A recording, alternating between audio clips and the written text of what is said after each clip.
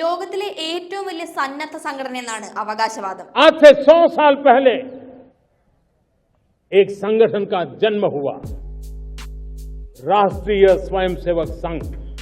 രാജ്യം ഭരിക്കുന്ന സർക്കാരിനെ മുതൽ പൊതുജീവിതത്തിലെ എല്ലാ മേഖലകളെയും നിയന്ത്രിക്കുന്ന രാജ്യത്തെ ഏറ്റവും വലിയ ശക്തി.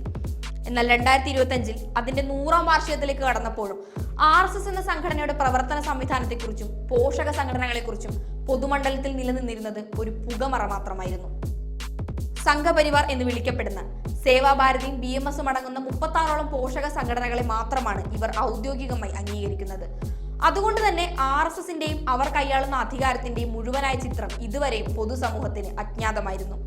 എന്നാൽ ഇപ്പോൾ ആ പുകമറ നീങ്ങുകയാണ്.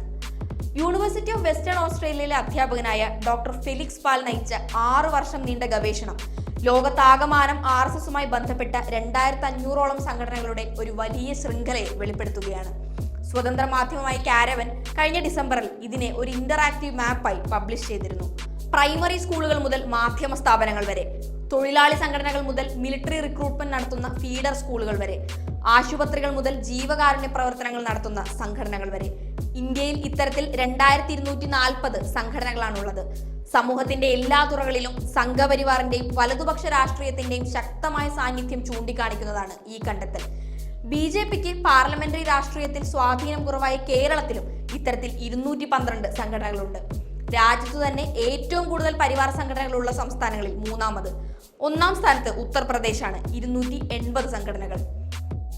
വെറുപ്പും വിദ്വേഷവും പരത്തുന്ന കവല പ്രസംഗങ്ങൾക്കോ വാർത്തകളിൽ ഇടം പിടിക്കാതെ പോകുന്ന ന്യൂനപക്ഷ വേട്ടകൾക്കോ അപ്പുറം രാജ്യത്തെ ജനങ്ങളുടെ ദൈനംദിന ജീവിതത്തിൽ സംഘപരിവാർ ചെലുത്തുന്ന സ്വാധീനം എത്രത്തോളമാണെന്ന് കൂടി ഈ പഠനം വ്യക്തമാക്കുന്നുണ്ട്. ഫെലിക്സ് പാലിന്റെ തന്നെ വാക്കുകളിൽ, ഈ സംഘടനകളിൽ പലതും ഹിന്ദുത്വത്തോടുള്ള പ്രതിബദ്ധത തുറന്നു പ്രകടിപ്പിക്കുന്നവയല്ല, പക്ഷെ പൊതുജനങ്ങളെ സ്വാധീനിക്കുന്ന പ്രധാനപ്പെട്ട വഴികളാണ്.